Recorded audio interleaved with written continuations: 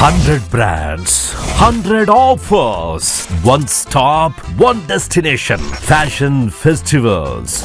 One fashion ramp. The one and only Ambika Fashion Mall. Jock and Johns. Buy 2 30%, buy 3 40% discount. Rare Rabbit. Buy 2 20%, buy 3 30%, buy 4 40% discount. Spiker. Buy 2 get 2. Mufti. Buy 2 40%, buy 3 get 3. Killer. Buy 1 30%, buy 2 40%, buy 3 50% discount. Alan Soli. Buy 2 get 2. Vanusin. Louis Philippe flat 30% discount. Lenin Club. Buy 2 30%, buy 3 40% discount. Parex. Buy 2 get 2. Crimson Club. Buy 2 get 1.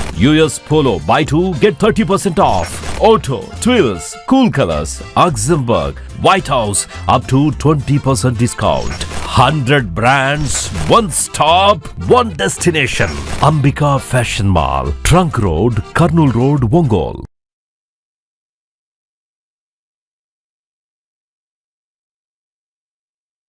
సనాతన ధర్మ పరిరక్షణ కోసం, పునర్వైభవ పునరుద్ధరణ కోసం, ఆలయాల ఆత్మగౌరవాన్ని నిలపడం కోసం ఆత్మవిశ్వాసంతో దీక్షా కంకణబద్ధులై సంఘటితమై ఒక సైన్యంగా తరలివచ్చిన లక్షలాది హిందూ జన బంధు సందోహానికి 100 కోట్ల వందనాలు అర్పిస్తున్నాను. సమకాలీన సమాజంలో చలనచిత్రం అనేది కళా ప్రదర్శనకి ఒక ముఖద్వారంగా మారింది. అది వెండి తెర మీదైనా, ఉల్లి తెర మీదైనా, మన చేతుల్లో ఉన్న బుజ్జి తెర మీదైనా ఈ చలనచిత్రమే సంగీత, సాహిత్య, నృత్య, నటనాది కళారూపాల ప్రదర్శనకి ముఖద్వారంగా మారింది. అయితే వచ్చిన చిక్కల్లా ఏంటంటే చలనచిత్రం, సినిమా అనేది ఒక వ్యాపారాత్మకమైన కళాత్మకమైన వ్యాపారం. వ్యాపారానికి కళాత్మకతని, కళాత్మకకి వ్యాపారాన్ని జోడించే క్రమంలో హిందూ ధర్మానికి కళంకం కలిగిస్తూనే వస్తుందన్న సత్యాన్ని నేను బాహాటంగానే అంగీకరిస్తున్నాను. అయితే మరే రంగానికి చెందిన వాడినో అయితే జరిగిన ఈ తప్పుకి విమర్శించవచ్చు, జరుగుతున్న ఈ నేరాల్ని వేటిపైన విరుచుకుపడచ్చు. కానీ అదే సినీ రంగానికి చెందిన వాడిని కాబట్టి ఇప్పటిదాకా జరిగిన ఈ హైందవ ధర్మ వ్యక్తిత్వ హననానికి యావత్ ఈ హిందూ సమాజం ముందు సినీ రంగం తరపున క్షమార్పణలు సమర్పిస్తూనే నేను ముందుకు వెళ్తున్నాను. ఆ క్షమార్పణలు కనుక నేను సమర్పించకపోతే ఇంకొక మాట మాట్లాడే అర్హత కూడా నాకు లేదు. అయినా ఇక్కడ 4 మాటలు మాట్లాడడానికైనా నాకున్న ఒకే ఒక్క అర్హత ఏంటంటే, ఇక్కడ ఈ హైందవ శంఖారావాన్ని, శంఖనాదాన్ని పూరించిన విశ్వ హిందూ పరిషత్ నిర్వహించిన సరస్వతి శిశు మందిర్లో నా ప్రాథమిక విద్యా అభ్యాసం జరిగింది కాబట్టి.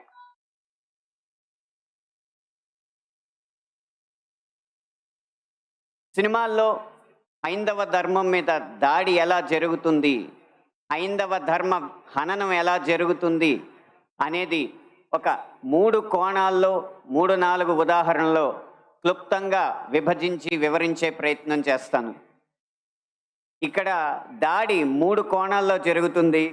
అందులో ఒకటి కావ్యేతిహాస పురాణాలని వక్రీకరించడం, 2 తెర మీద కనిపించే పాత్రల్లో వినిపించే పాటల్లో హైందవ ధర్మాన్ని దుర్వినియోగం చేయడం, 3 తెర వెనక మా ముందు అన్యమతస్థుల ప్రవర్తన.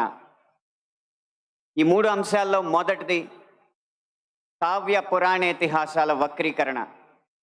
వాల్మీకి రామాయణం, వ్యాస భారతం భారత సాహితీ వాన్మయ శరీరానికి 2 కళ్ళ లాంటివి. కానీ అదే వ్యాస భారతాన్ని, అదే వాల్మీకి రామాయణాన్ని వినోదం కోసం వక్రీకరించిన సందర్భాలు కోకొల్లలు. గత కొన్ని సంవత్సరాల ముందు వచ్చిన చిత్రాల నుంచి నిన్న మొన్న విడుదలైన కల్కి చిత్రం వరకు కూడా కర్ణుడికి పాత్రకి అనవసరంగా ఆపాదించిన గొప్పతనాన్ని చూసి ఒక సినిమా రంగానికి చెందిన వ్యక్తిగా నేను సిగ్గుపడుతున్నాను, నిర్మోహమాటంగా చెప్తున్నాను. అది కూడా ఈ కృష్ణా జిల్లా గడ్డ మీదే నిలబడి చెప్తున్నాను. అప్పటి చిత్ర దర్శకులు ఇప్పటి చిత్ర నిర్మాతలు ఇదే జిల్లా వారికి చెందిన వారైనా సరే పొరపాటు అని మనం చెప్పకపోతే ఈ హైందవ ధర్మంలో పుట్టినట్టు కాదు, ఈ హైందవ ధర్మాన్ని ఆచరించినట్టు కాదు, హిందువుగా ప్రకటించుకోవడం వ్యర్థం అని చెప్పి ఘంటాపథంగా తెలియజేస్తున్నాను. ఇప్పుడే ఈ సభలో, ఈ గొప్ప సభలో సత్యవాణి గారిని అభినవ ద్రౌపదిగా వక్తలు అభివర్ణించారు. ఆవిడే ఒప్పుకుంటారా? నిండు సభలో ద్రౌపదిని వలువలు వలచండి అని సలహా ఇచ్చిన కర్ణుణ్ణి సూర్యుడు అంటే సత్యవాణి గారు లాంటి మహిళా మండలి ఒప్పుకుంటారా? గంధర్వుల్ని చూసి, గంధర్వ సైన్యాన్ని చూసి ప్రాణమిత్రుణ్ణి కూడా వదిలేసి ప్రాణభయంతో పరుగులెత్తిన కర్ణుణ్ణి ధీరుడు, సూర్యుడు, వీరుడు అంటే ఈ హైందవ సమాజం ఒప్పుకుంటుందా? ఇలా ఎన్ని విధాలు చూసినా దానంగా వచ్చిన రాజ్యంలో తనకొచ్చిన కొద్దిపాటి సంపదని ఏదో దానాలు చేసినంత మాత్రాన ధర్మరాజు అంత గొప్ప దాత అని చెప్పి కర్ణుడిని అంటే మన సమాజం ఒప్పుకుంటుందా?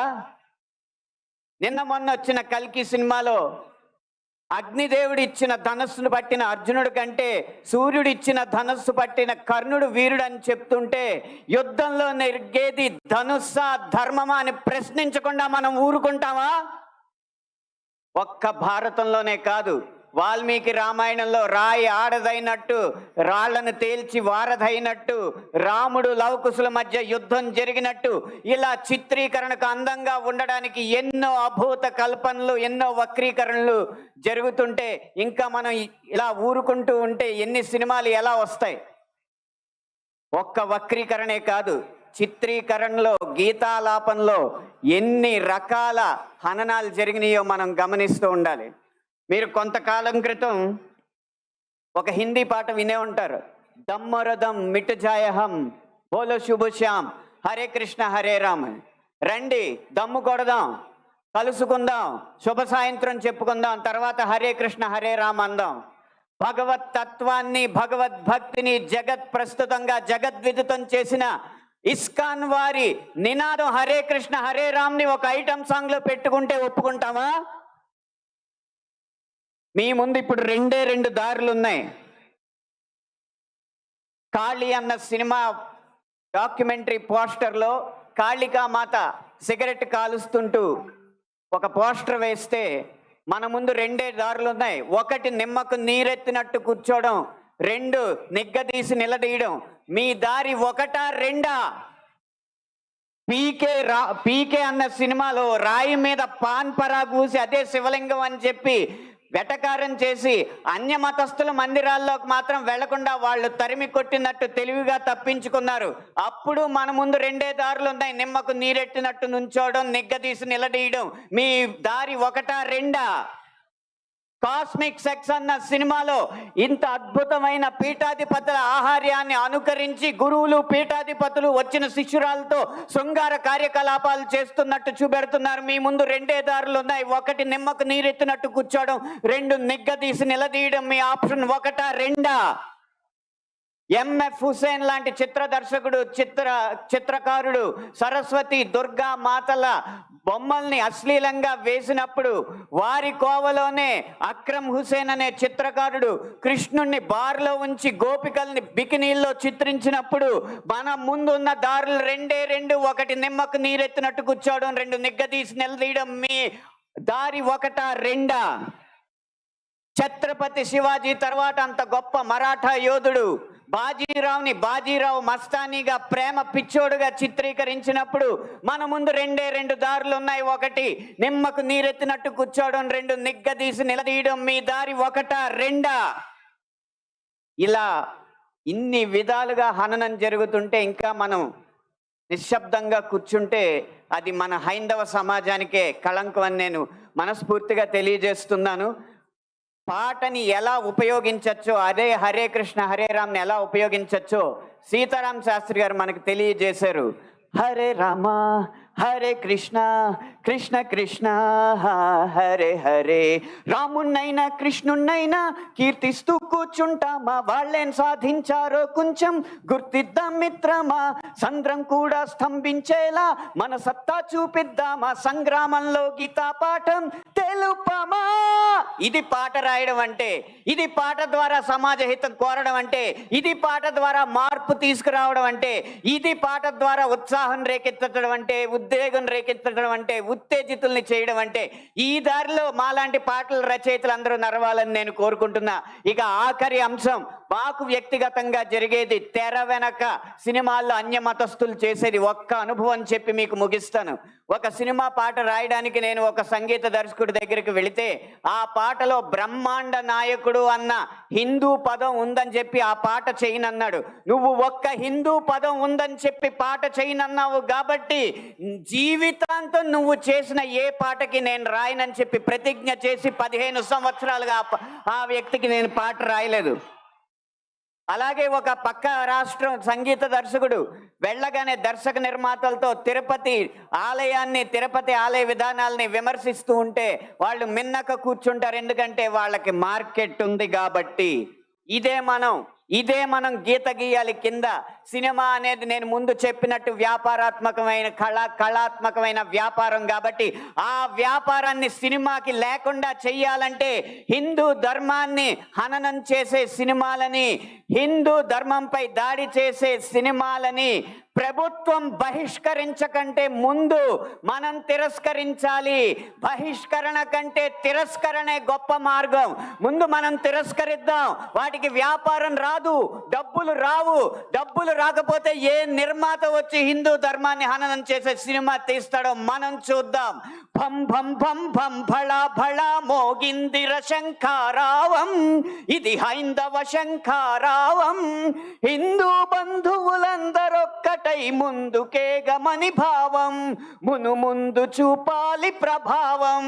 3 నిమిషాల ఈ పాట రాసే అవకాశాన్ని, 5 నిమిషాల ఈ ప్రసంగం చేసే అవకాశాన్ని నాకు ఇచ్చిన ఈ నిర్వాహకులకి వేవేల పాదాభివందనాలు తెలియజేసుకుంటూ జై హింద్.